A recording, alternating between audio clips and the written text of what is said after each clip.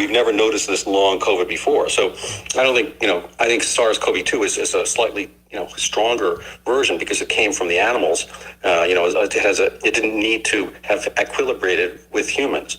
The example I give is coyotes and dogs. There are coyotes existing right now, and there are schnauzers existing right now. They're related, and they have some common ancestor with probably more wolf-like than schnauzer-like, because the schnauzers, and puppies or poodles or whatever, all been domesticated from wolves and coyotes and whatnot. But the coyotes don't need us, and coyotes can come and swoop down and like the dingo ate my baby. They can come take something, and they don't care. And so when you have a zoonotic virus, they can come in and swoop down and be damaging and then disappear. But the schnauzers and poodles and whatnot, they don't want to do that. They don't want to eat their host because they'll starve themselves. And so over time, these viruses equilibrate. So what we're seeing now is basically kind of an equilibration of the tornado, the coyote, more evil or whatever, dangerous SARS-CoV-2, which mind you was not that dangerous, all things considered. If you look at the spectrum of influenza viruses pre-vaccine.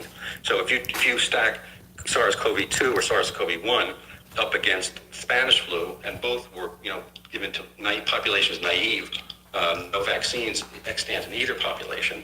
I would rather have SARS-CoV-2 than the Spanish flu. The Spanish flu killed a lot of young people, and SARS-CoV-2 predominantly killed, in median age of death, it was like 82 worldwide. And so it's mostly people with infirmities, multiple diagnoses and whatnot. But getting back to the zoonotic thing, right now, in order for the virus to coexist with people with common cold viruses, they don't have a zoonotic host. They don't have an animal host. So the ones that do can come in and swoop down and be difficult all the time. Like influenza has an animal host.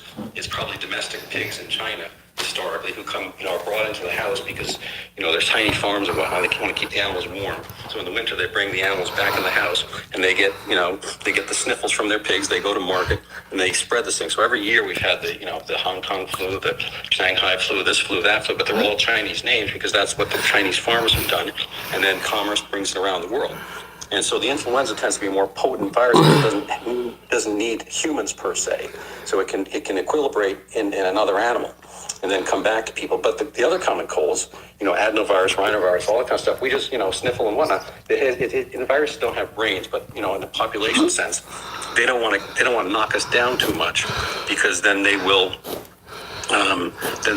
not be able to persist. So if they kill somebody, then that virus in that person doesn't pass on to the next person. So on a population, again, this is kind of an iterative, kind of a huge, massive computer problem in a sense, but, trillions of viruses and billions of people, the ones that will be you can basically have a choice. You can be hugely virulent or you can be hugely numerous. So transmissible or more powerful. And the ones that are hugely powerful, like Ebola, don't tend to be hugely widespread because they make like a meteor crater. They crash down and that's that. And everyone else moves away because we have population response to the virus. We move away from it. So a virus, in order to pass around to billions of people, has to be a little bit surreptitious and not kill them. So it has to be like a good spy. All right. I think I got the gist of it.